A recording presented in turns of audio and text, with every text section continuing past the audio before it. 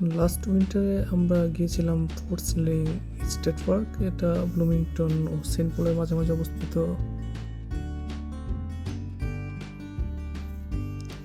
সেই সময় তাপমাত্রা ছিল প্রায় -20°C, প্রচণ্ড ঠান্ডা। আমরা পার্কে পৌঁছানোর কিছুক্ষণের মধ্যে তুষারপাত শুরু হয়েছিল, চারপাশটা একেবারে সাদা হয়ে গেছে। সেখানে আমরা কিছু মানুষকে আইস ফিশিং করতে দেখলাম। তারা জমে যাওয়া বরফের ভিতর গর্ত করেছিল,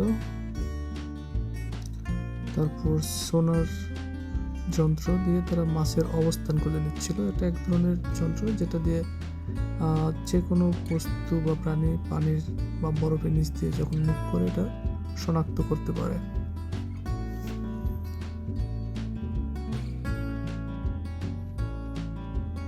এরপর আমরা গিয়েছিলাম মিনেসোটা রিভারের দিকে।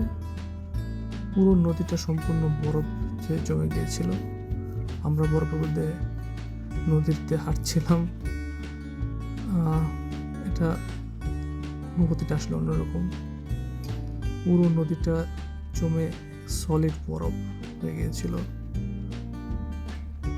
আমরা দুজনকে দেখলাম যারা মাছ ধরার পর তাদের মাছ এবং মাছ ধরার যন্ত্রপাতি নিয়ে ফিরছিলেন।